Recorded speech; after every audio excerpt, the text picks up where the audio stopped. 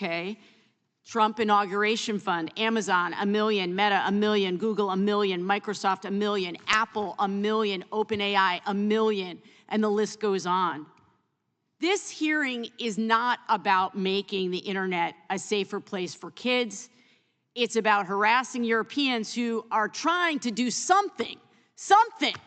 No, it's imperfect, but they're trying something, and we sit here twiddling our thumbs. There has never been a more important time than now to create some basic rules for big tech. Our kids are more important than these billionaires and their shareholders, period.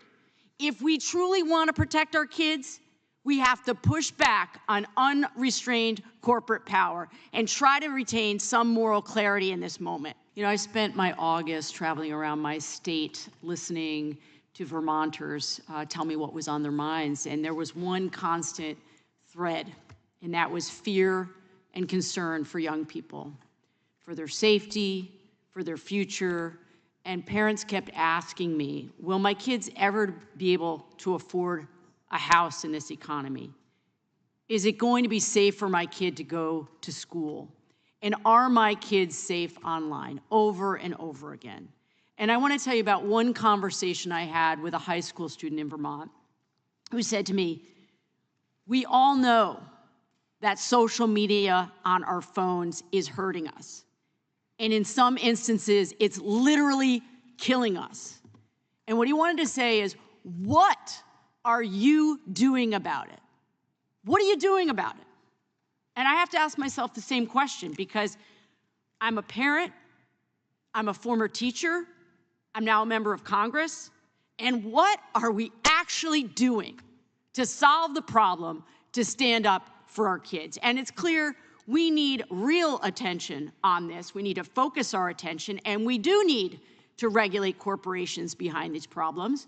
And we need real public oversight, yes, over the gun makers, yes, over financial speculators, but also big tech.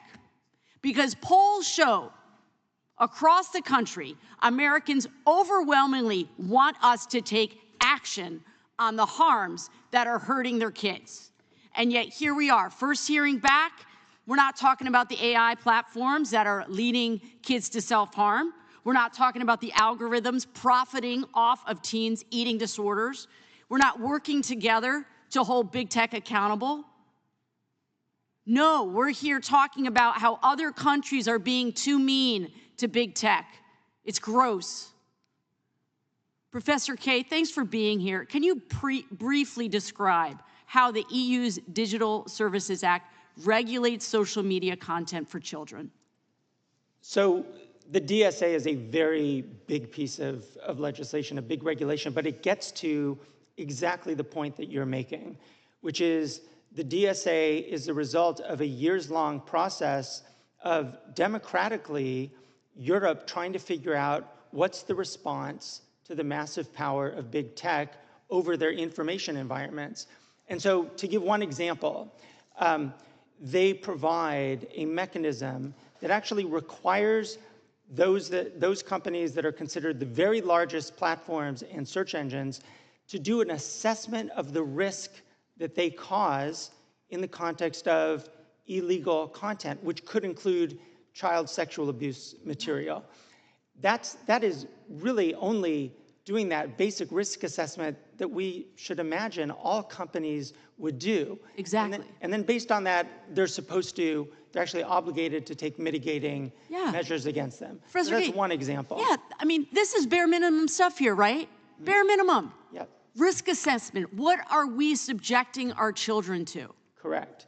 And so in your assessment, does the EU prioritize protecting kids and teens from content related to suicide and self-harm? So the DSA is not content specific, right? It doesn't require any company, for example, to take down any particular kind of content. But in the risk assessment provision, it's pretty clear, and if you read the negotiating history around the DSA as well, it's pretty clear that this is one of the key issues that concerns Europeans and thus concerned the regulation as it was adopted. Thank you. I really appreciate you being here to balance this out. We should be looking at any country around the globe who is actually trying to do something. And no, should we copy exactly what they're doing? No, but we shouldn't stick our heads in the sand and say that, oh, there's nothing we can do here. We cannot maintain the status quo and then go back to our constituents and look these parents in the eye and say that we're actually doing our jobs. The solutions are right in front of us if we would actually do the work here in this committee.